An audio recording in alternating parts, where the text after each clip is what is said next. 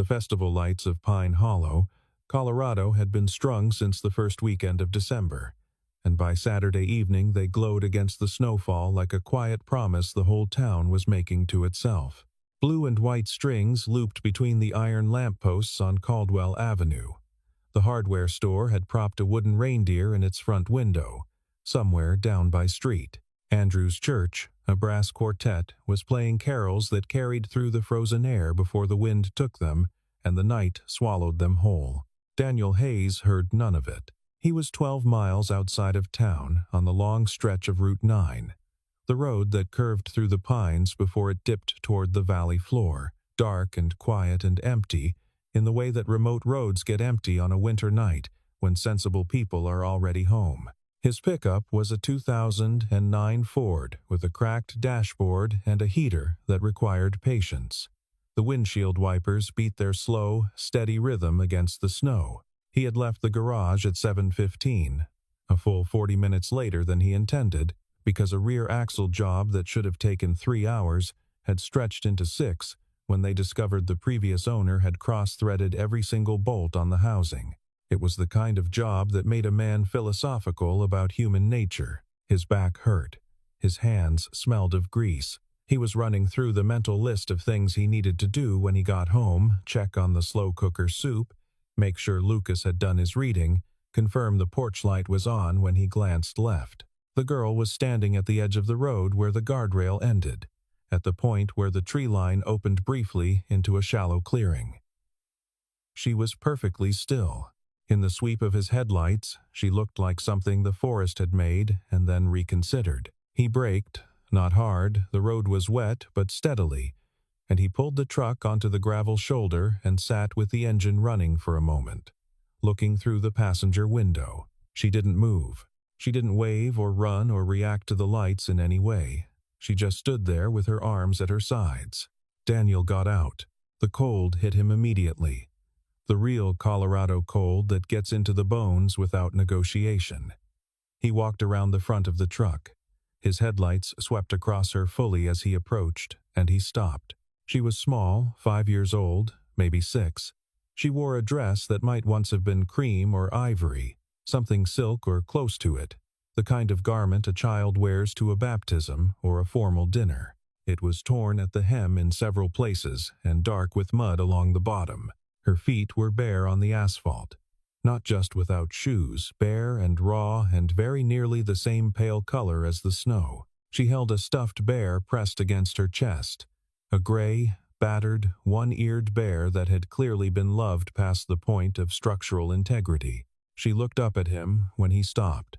Her eyes were dark and very serious, and she looked at him the way a child looks at something they are deciding whether to trust. He crouched down, bringing himself to her eye level. The cold of the road came up through his boot soles. "Hey," he said quietly. "My name is Daniel. What's yours?" A beat. 2. Then, she said, "Sophia." Her voice was steady, steadier than it had any right to be. "I can't find my mommy." He looked at her feet. The skin was pale and tight and wrong-looking, and the cracks in her heels had begun to bleed. She had been walking on this road for a long time. Far too long. He pulled off his canvas work jacket, fleece-lined, thick, reaching almost to her knees when he wrapped it around her and then very carefully lifted her up. She allowed this without resistance. She tucked her face briefly against his shoulder, and he could feel how cold she was through his flannel shirt. He carried her to the truck and buckled her into the passenger seat, cranked the heat all the way up, and turned every vent toward her. Then he found the first aid kit under the seat and got to work. The cuts on her feet were shallow but numerous. She had walked on rocks and roots and frozen ground and whatever else the forest had put under her, and her skin had paid for it. Daniel cleaned and wrapped both feet without rushing. Checking carefully for frostbite, 2 of her smaller toes showed the pale, waxy quality that concerned him, and she sat through the whole procedure without making a sound. She just watched him work, the bear held in both arms now. When he finished, he sat back and looked at her. "You're very good at that," she said.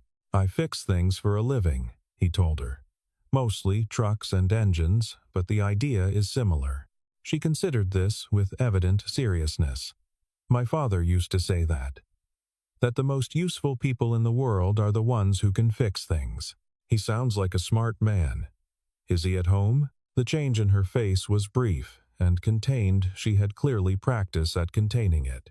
He died, she said. I was very little. I don't remember his voice properly anymore. I'm sorry, Sophia. She nodded, accepting the condolence without dwelling on it. Daniel started driving. He kept the speed low in case the roads were worse ahead. The snow had let up slightly, and the tree line on either side was dark and still. Where were you before tonight? He asked. Before the road, she told him. She told him, in the careful, sequential way that children tell things when they've been turning them over in their minds for a while. Not dramatizing, just ordering. They had been at a hotel in Denver, she said, a very large one with a fountain in the lobby. Her nanny, Isabella, had become frightened. She kept checking her phone and looking out the hotel window at the parking structure across the street. She had said, more than once, that someone was coming for them. Isabella had packed a bag very quickly. They had left in the middle of the night. Sophia had been half asleep and confused, and Isabella had carried her to a car that wasn't their usual one. A rented car, she thought, something gray and forgettable. They had driven for a very long time on roads that got smaller and smaller. At some point, the car had stopped in the trees. Isabella had been breathing very fast by then. She had held Sophia's face in both hands and looked at her for a long moment, and then she had said, "Hide in the tall grass, over there, behind the fallen log. Don't come out for anything. Don't make a sound. I'll be right back." She had not come back. Sophia told this part without crying. She told it the way you tell things when you have already cried about them as much as you can, and now you are past that stage and into something harder and more settled. "I waited," she said, "for a very long time. Then, when it got dark, I thought maybe she needed me to come and find her. But I couldn't find her. So I just kept walking. 3 days? I think 3. The nights were very cold. I found a place under a fallen tree the first night. The second night I found a little barn, but there were sounds in it and I was scared, so I didn't go in." She pressed the bear tighter. "This bear helps. My mother gave him to me when I was very small. He must be a good bear. He is. He doesn't talk or anything. But he helps." Daniel kept his eyes on the road and said nothing for a while. He was thinking about a woman who had taken a child and run into the night and vanished in the trees, and about the particular kind of bravery that action represented, and about what might have caused it, and about what might have happened after. He was thinking about things he would need to know when he made the calls he was already composing in his head. He was thinking that this child sitting next to him, feet wrapped in gauze, bare in arms, had walked 3 days through a Colorado winter and was still here and intact and calm, and that this was extraordinary, and that someone, somewhere, was going to be looking for her with everything they had. His house was a craftsman bungalow at the edge of town that he'd been meaning to repaint for 3 years. The porch boards flexed underfoot.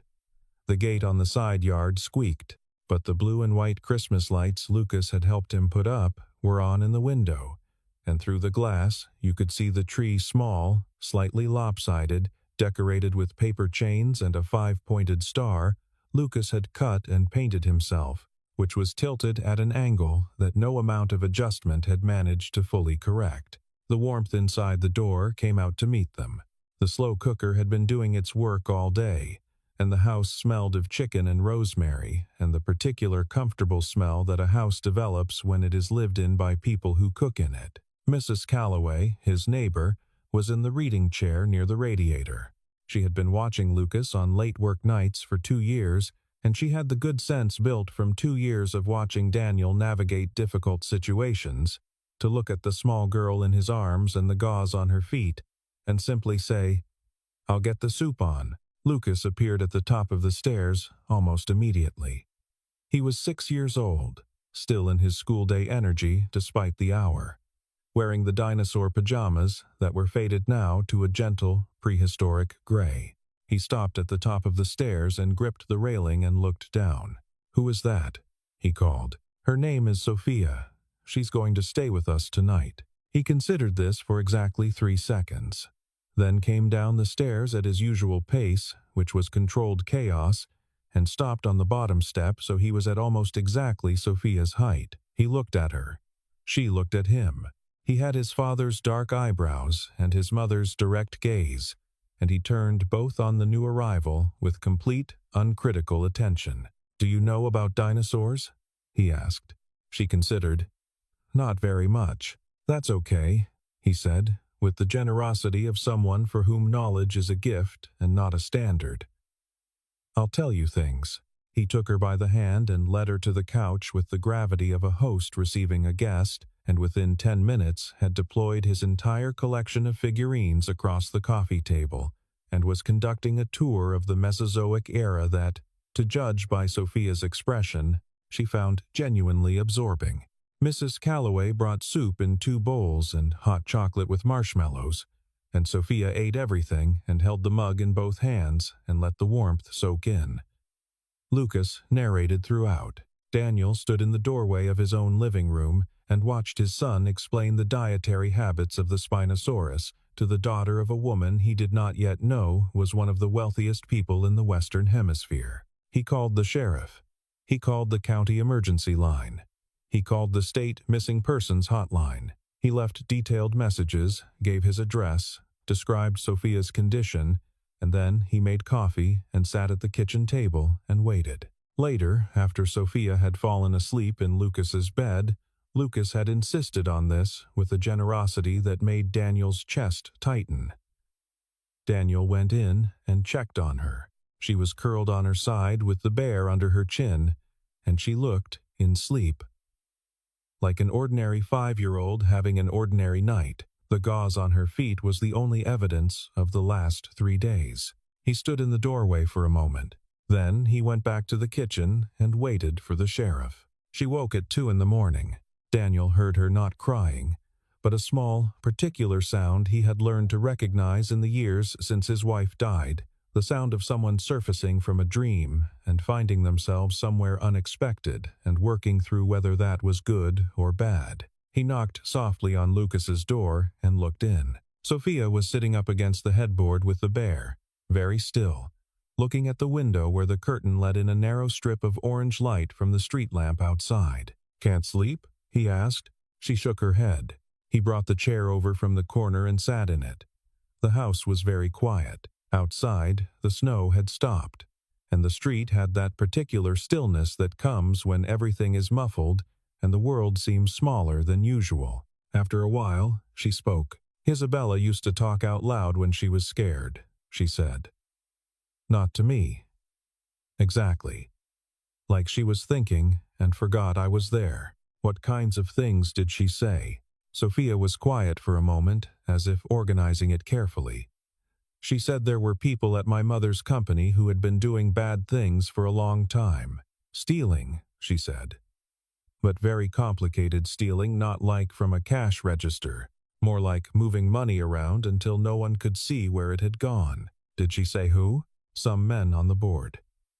She didn't say their names to me, but she said they had been doing it since before my father died, and my father had found out." She pressed her lips together briefly. "She said that's why my father's plane crashed, that it wasn't an accident." The room was quiet for a long time. "Isabella found something," Sophia continued. "An email that went to the wrong address. She said it talked about what to do with the Carter problem, and it talked about me." She looked down at the bear. "She was very scared after that. She said if they knew she'd read it, she stop talking when she remembered I was there." Daniel looked at this girl in the dim light of his son's room, with the dinosaur figurines lined up on the shelf, and the paper moon hanging from the ceiling, and the warmth of an ordinary house all around her. "She kept you safe," he said. "She kept me safe," Sophia agreed, "as long as she could." Another pause. "Do you think she's okay?" He thought about the way Isabella had not come back. about a woman who had driven through the night with someone else's child and ended up in the trees and sent the child to hide. He thought about what decision a person made when they were out of options, and the most important thing was the child. "I think she was very brave," he said, which was true. "And I think she made sure you were okay." That was the most important thing to her. Sophia looked at him.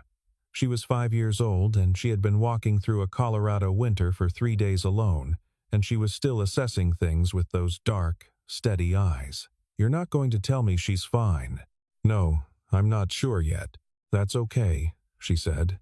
"I'd rather you be honest." He sat with her until she fell asleep again, which took about 20 minutes, and then he sat for a while longer in the quiet of his son's room and thought about what he was going to say to the sheriff in the morning.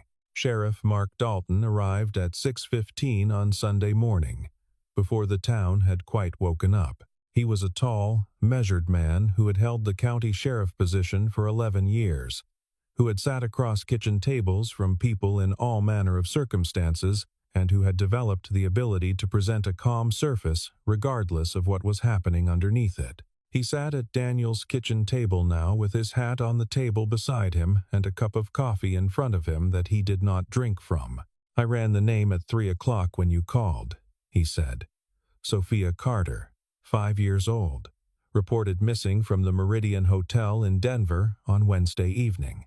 Daniel waited. "Her mother is Victoria Carter, founder and CEO of Carter Technologies." Dalton produced a folded printout and set it on the table. "Net worth is estimated between 35 and 45 billion, depending on stock valuations. The company does AI infrastructure servers, processing architecture, the systems that run a significant portion of cloud computing in North America." The number sat between them on the table. "She's been missing 4 days, Daniel said. "She has." There has been a substantial law enforcement response. FBI task force assigned Thursday morning. 47 agents at last count. Private investigators contracted by the family. International alerts issued. It has been on national news continuously. He paused. "I don't watch much television. Myself. How did no one find her on Route 9? Because nobody knew she was on Route 9. The last confirmed sighting was the hotel in Denver. The assumption was that she had been taken, that it was an abduction, and she was being moved. Nobody was looking in the forest 12 miles outside Pine Hollow." He looked at Daniel steadily. "Nobody except you, and you weren't looking. I was going home. You were going home." Dalton picked up his coffee at last. The nanny, Isabella Moreau, French national, had worked for the Carter household for 3 years, was found yesterday morning, 20 miles north, off a forestry access road. A deliberate pause. She died from a single gunshot wound. The coroner estimates she was killed within 12 hours of leaving the hotel. Daniel sat with this for a moment. "She sent Sophia into the grass and went back to meet whoever was following them," he said. "Not a question. That's the working theory." Dalton's expression didn't change, but something in it settled. She bought the girl time. Whatever she said or did in those last hours, she kept Sophia's location unknown. From down the hall came the sound of Lucas beginning to wake the creak of his bed, the particular shuffle of his morning footsteps, and then a quieter sound, Sophia's voice, answering something he'd said. "I've made contact with Carter's security team," Dalton said. "FBI agent Christine Wolfe is approximately 40 minutes away, and Mrs. Carter herself." Headlights swept through the kitchen window. A single, dark vehicle, moving slowly up the street, "is apparently here," Dalton finished, with the mildest possible inflection. Daniel had braced himself for a motorcade. Armored vehicles. Men with earpieces and tactical boots. Something that announced itself and demanded the surrounding space adjust to its presence. Victoria Carter ran a company that managed the data infrastructure of half the Western world. He had imagined her arrival would reflect that. There was one vehicle. It parked at the curb with a care that suggested the driver was trying not to disturb anything. The engine idled for a moment, then stopped. A door opened. She was tall, and she wore a long wool coat, the color of charcoal that was expensive in the understated way that genuinely expensive things often are. No branding, no fuss, just quality. The coat was open, held shut at the front with one hand, as if she'd put it on in a moving vehicle. Her dark hair was pulled back in a loose knot that had clearly been assembled quickly. She wore no makeup, or if she had been wearing makeup at some point in the last 4 days, she'd exhausted it entirely. Her eyes, even from the distance of the porch steps, were visibly red. She crossed the front path and stopped at the base of the steps and looked up at Daniel. "My name is Victoria Carter," she said. Her voice was controlled with visible effort. "I understand you have my daughter." He stepped back from the doorway. Sophia was there. She had come down the hall when she heard the car.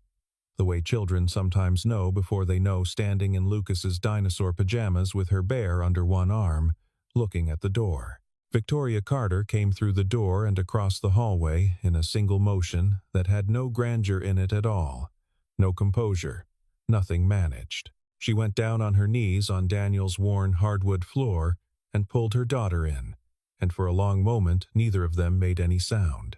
Lucas appeared at the top of the stairs, evaluated the situation with quick eyes, and retreated with diplomatic efficiency. Daniel went to the kitchen and put fresh coffee on. He gave them whatever time they needed. When Victoria appeared in the kitchen doorway 15 minutes later, she had reassembled herself, not completely. The edges still showed. The control was recent and working hard, but she was recognizably the person who ran a company with 40,000 employees. Sophia was asleep again on the couch under the quilt the bear held against her chest. Victoria sat down at the kitchen table. Daniel poured coffee and set it in front of her and sat across from her and waited. "She told me about the bandages," Victoria said, "before she fell asleep just now. She said you wrapped her feet without making a fuss about them. Frostbite was starting in 2 toes. She needed to get warm. She said you didn't ask her a lot of questions at first, that you just helped. She'd been through enough." Victoria looked at the table for a moment. Then she looked at him directly. "I'm not," she said, choosing the words with care. "A person who is naturally good at expressing gratitude. I want to be transparent about that, because the alternative is that I say something that sounds inadequate and you take it as insufficient." She stopped. Started again. "My daughter is alive because you pulled over on a dark road in a snowstorm, and I need you to understand that that is everything. It is everything." Daniel didn't say anything for a moment. "She's a remarkable kid," he finally offered. "She walked 3 days alone in December, and she didn't fall apart. Isabella taught her," Victoria said quietly. "I should have taught her myself. I know that. But Isabella knew things I didn't: how to survive, how to stay calm, and she made sure Sophia knew them too." A pause. "She loved Sophia. She died for her." "I know," Daniel said. "The sheriff told me this morning." The coffee sat between them, steaming. Agent Christine Wolfe arrived at 7:30 with the particular alertness of someone who has had very little sleep and made a decision to be functional about it. She was compact and efficient and conducted her interview with Daniel at the kitchen table while Victoria sat with Sophia in the next room. The interview lasted almost 2 hours. After Wolfe finished with Daniel, she and Victoria and Sheriff Dalton gathered in the living room for a long, quiet conversation. Daniel made pancakes for Lucas and watched through the kitchen doorway as the controlled aftermath of a federal investigation organized itself in his modest front room. At mid-morning, after the FBI vehicles had gone and Dalton had driven away and the SUV on the curb was the only indication that anything unusual was occurring, Victoria came back to the kitchen and sat at the table with a new cup of coffee. "You deserve to understand what happened," she said. "I'd like you to. You don't owe me an explanation." "No, but I'm going to give you one anyway." She wrapped both hands around the mug. "My husband James died 2.5 years ago. A private plane crash during a weather event in Wyoming. It was ruled accidental mechanical failure in high winds. But it wasn't," Daniel said. She looked at him. How did you? Sophia told me things. Last night, when she couldn't sleep. Victoria nodded slowly. James had discovered, over about 18 months, that 4 senior executives on our board of directors had been systematically redirecting funds. Not in large, obvious ways, in very small, very carefully obscured ways that accumulated over years into an enormous sum. He was building a legal case, quietly and methodically. He hadn't told me because brief, pained pause. He was trying to protect me from the liability of knowing. He was going to bring it to the federal authorities when the documentation was complete. He never got there. His plane was sabotaged. The investigation at the time concluded it was weather and mechanical wear. They weren't looking for sabotage. She said it with the flatness of something she had said before and had not yet found a way to make it feel real. The FBI has known for several months that they needed to reopen the investigation. They were building toward arrests, waiting for the financial forensics to be airtight. And then Isabella found the email. A message intended for one of the 4 men was sent to a generic executive alias that Isabella happened to check that evening. The email referenced, among other things, the Wyoming solution, their phrase for what they had done to James, and a secondary strategy involving Sophia. They had identified that she might be useful leverage if Victoria ever became a problem. She said the last sentence in a voice that was completely without effect, which was somehow the most frightening version of it. Isabella panicked, Daniel said. She panicked. In retrospect, she should have called me immediately. Instead, she made the decision that any person who loves a child makes when they are frightened and don't know who to trust. She ran. She took Sophia and she ran, and she kept running until she had done everything she could do. Victoria looked at the table. The 4 men are in custody this morning. 3 in Colorado, 1 apprehended at Heathrow. The financial forensics are complete. The arrests were accelerated because of what happened to Isabella. Good, Daniel said. She looked at him. Yes, she said. Good. From the living room, Sophia's voice rose briefly, saying something to Lucas about bears. Lucas responded with what sounded like a counter-argument about velociraptors being superior in every category. And Sophia laughed. They were on the porch in the cold afternoon. Daniel with his hands in his jacket pockets. Victoria with her coat finally buttoned now that the crisis had receded enough to notice the temperature. The Christmas lights on the Carver house across the street were blinking with cheerful indifference to everything that had happened on this particular block in the last 18 hours. I want to compensate you, Victoria said. The finder's reward is substantial. The figure is in the range of... No, Daniel said. She stopped. I appreciate the thought, he said. She looked at him with the expression of someone recalibrating. You have a son. Practical realities. There is nothing shameful in accepting. I know what I have. He said it without sharpness. Lucas and I are fine. The garage does good business. We don't have everything, but we have what we need. He looked at the street. If I take the money, I'll feel like I sold something. I'll spend the rest of my life knowing that when I made a choice that any decent person should have made, I got paid for it. That's not what I want to carry. Victoria was quiet for a long moment. In my experience, she said finally, people who do genuinely good things almost always want something for it. Credit, recognition, validation. Even people who are good, they want the acknowledgement. Then maybe your experience has a gap in it. She looked at him. He wasn't being combative, he was stating it as a simple fact.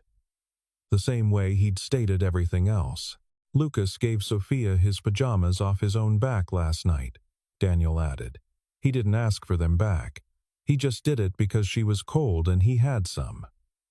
That's all this is. Sophia was a little girl standing in the snow, and I had a truck with a heater. There's no mystery to it. Victoria Carter looked at Daniel Hayes for a long time in the gray afternoon light. She had spent her professional life surrounded by people who were brilliant and capable and strategic.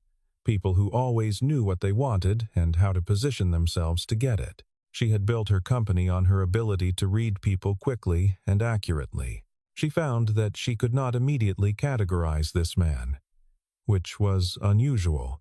"All right," she said. "Then I won't push the money. Thank you. But I would like to stay in contact, if that's acceptable." She folded her arms against the cold. "Sophia is going to ask about Lucas, and I'd rather have an answer. And I'd like to know," she stopped, started again. "I would like to know that you and your son are well.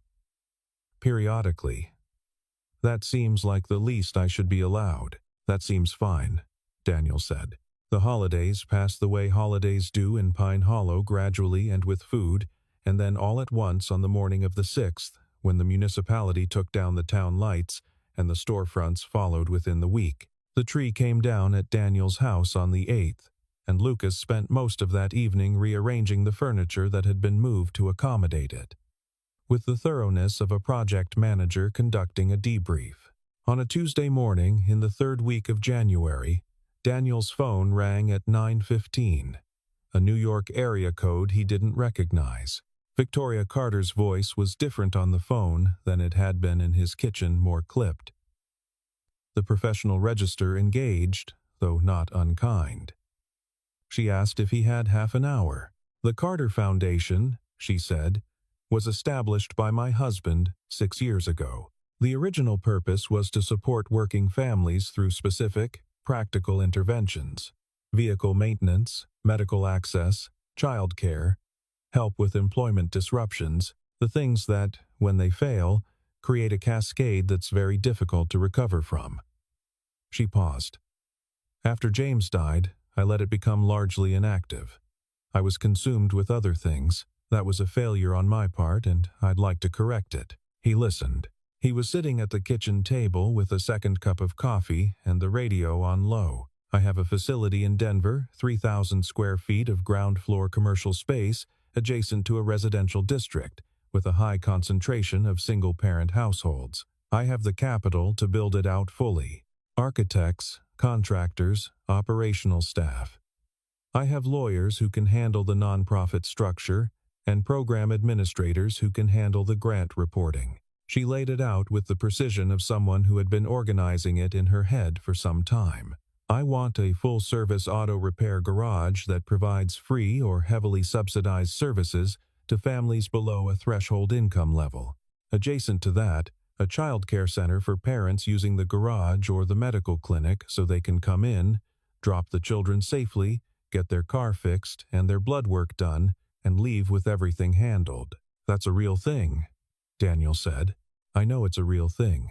That's why I'm building it instead of funding another awareness campaign." A dry pause. "I've done the research. The gap isn't in awareness. The gap is in access to functional infrastructure."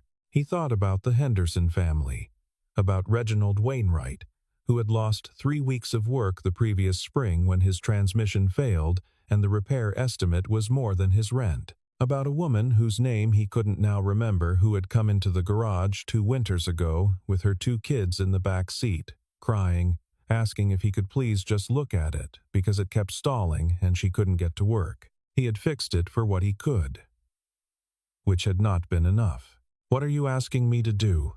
he said. "Run the garage program. Director level. You'd oversee operations, train the staff, manage quality, serve as the face of it for the families who come in. I have administrators for the paperwork. I need someone who understands the actual work and who the people using the service will feel they can actually talk to." He was quiet for a moment. "I don't have a management background. I know. I'm not looking for a manager. I have managers." Another pause, shorter. "Come and see it before you decide anything. Bring Lucas. Sophia has been asking about him since we got home. They flew commercial on a Thursday in late January. Lucas had the window seat and pressed his forehead against the glass for the entire descent, narrating the approach to Denver International with the authority of someone who had conducted this operation dozens of times, which he had not. Daniel let him talk. He was good at letting Lucas talk. The foundation's building was in a neighborhood called Riverside, a working district of long blocks with warehouses and small commercial operations and residential streets just behind them, where the houses had small yards and parking on the street. The building itself was a converted loading facility, long, low, wide-windowed, freshly painted in gray and warm white. Sophia was watching from inside when the car pulled up. She came through the front door at close to a full run and stopped in front of Lucas and grabbed him by both arms with the earnestness of someone who has been waiting for exactly this. "I finished the dinosaur book," she said. "I have many questions. I have answers to all of them," Lucas said with complete confidence. And they went inside together. Victoria appeared in the doorway. She watched her daughter and this boy from Pine Hollow disappear into the building, and something in her face relaxed in a way that changed it considerably. She looked, for a moment, like a person who is not carrying 11 things simultaneously. "She talks about him every day," she said. "About both of you. Lucas talks about the velociraptors," he explained to her. "He's concerned he didn't cover the Deinonychus adequately." Victoria almost smiled. Almost. The tour took 3 hours. The garage space was larger than anything Daniel had worked in. The lifts were new, the hydraulic kind he'd priced out twice in the last 5 years and never been able to justify. The diagnostic equipment was current. The tooling was organized and complete. There was a parts room with real inventory systems and a customer area with chairs and a window that looked into the workspace so people could see their vehicles being worked on, which he knew from experience was important. It reduced anxiety. It built trust. The child care center occupied the adjoining space.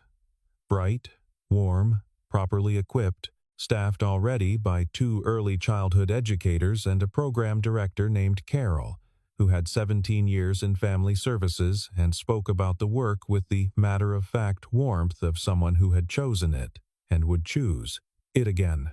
The clinic was small but clean. A part-time physician, a nurse practitioner, a social worker 2 days a week for families who needed more than a checkup. It was already real. It had been built with money and attention and, he suspected, a great deal of Victoria Carter's personal energy over the previous 6 weeks. It just needed someone to operate it, someone who understood what it was for at the level beneath the mission statement. He stood in the center of the garage bay for a long time. The hydraulic lifts were up. The light came in through the high windows in long bands. It smelled of clean concrete and machine oil and possibility. Victoria stood nearby and waited. She had learned in the 6 weeks since Pine Hollow that Daniel Hayes processed things at his own pace, and that rushing him was not only ineffective, but counterproductive. He thought about Reginald Wainwright. He thought about the woman with 2 kids in the back seat crying in December.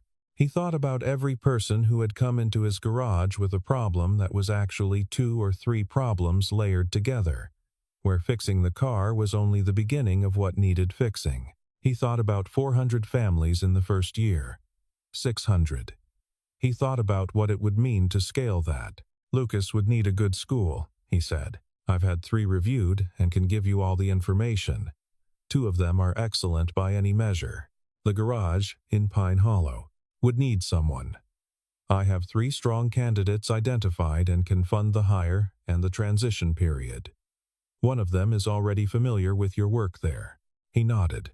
He looked around the space. What did Sophia tell you about that night? About when she found me? Victoria was quiet for a moment. She said you were the kind of person who helps without making a person feel small for needing it. She met his eyes. She said you bandaged her feet and fed her soup and let her sleep and didn't make her feel like a problem to be solved. She said your son shared everything he had without being asked. A pause. She said she knew right away that you were safe. She's very rarely wrong about people. Daniel turned and looked at the garage bay again. The empty lifts. The good light.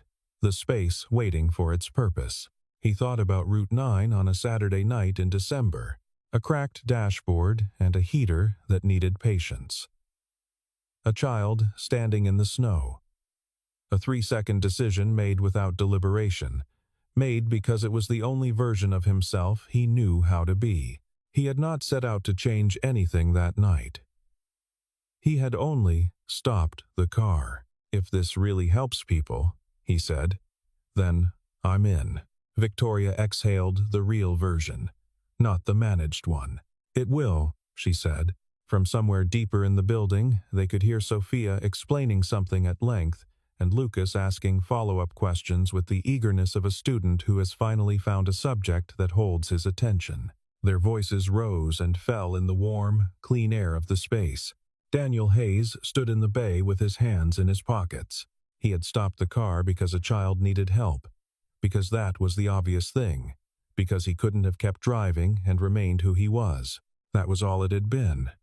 That was the whole thing, and now it was something else entirely. The best kind of surprise, he thought, is the one you didn't stop for.